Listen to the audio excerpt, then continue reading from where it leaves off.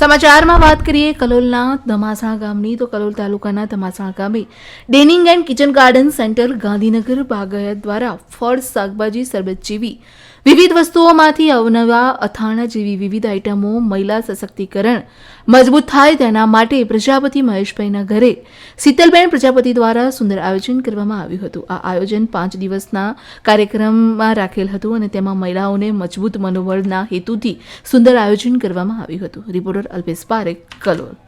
કલોલ તાલુકાના ધમાસણા ગામમાં અમે આવેલ છીએ અને કેનિંગ કિચન ગાર્ડન દ્વારા આજે ભવ્ય એક સારો પ્રોગ્રામ અહીંયા રાખ્યો હતો કે મહિલાઓનું સશક્તિકરણ વધે, એમના અંદરથી કંઈક ઉર્જા શક્તિ વધે, કે કંઈક નવું કામ કરો. તો આપણે આજે બેને કામ કર્યું, કાર્ય કર્યું, એ બેનનું જોડે વાત કરીશું. શું નામ બેન તમારું? શીતલ પ્રજાપતિ, બાગાયત મદદનીશ, ગાંધીનગર.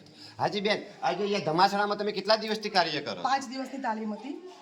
આજે અહીંયા કેટલી મહિલાઓએ આ લાભ લીધો? અહીંયા આજુબાજુની 21 મહિલાઓએ લાભ લીધેલો છે.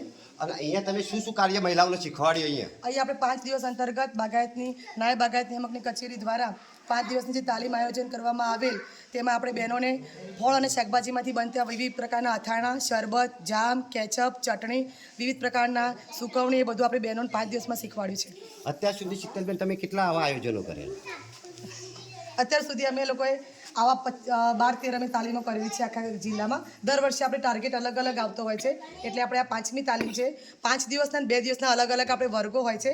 5 દિવસ અંતર્ગત આપણે 150 બહેનોને આવી તાલીમ આપી દીધેલ છે અને 2 દિવસની તાલીમ અંતર્ગત આપણે 400 બહેનોને લાભ આપી દીધેલ છે આ વર્ષ દરમિયાન.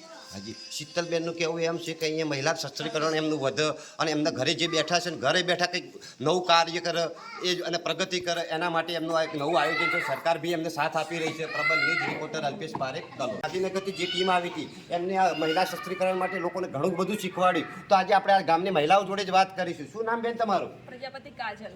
કાજલ બેન, તમે અહીંયા બેન જોડે શું શીખ્યા? અહીંયા ઘણા બધા અથાણા, જૂસ, જામ, બધી વાનગી, મુખવાસ, પછી સુકવણી કરવાની, મેથીની બધું શીખ્યા, ઘણું બધું શીખ્યા હેલ્ધી.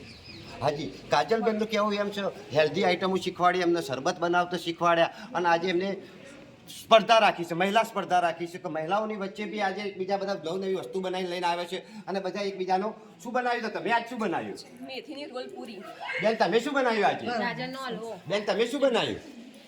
સોચીના બેન તમે શું બનાવ્યું? પાલકના મુઠિયા, સોચીના ઢોકળા, કોથંબીરની વડી, શું બનાવ્યું? તિરંગો પુલાવ, ઓકે, શું બનાવ્યું? વડા, રાજગરાનો શીરો. સરસ. બધી બહેનોએ આજ કંઈક નવું બનાવીને લઈને આવ્યા છીએ.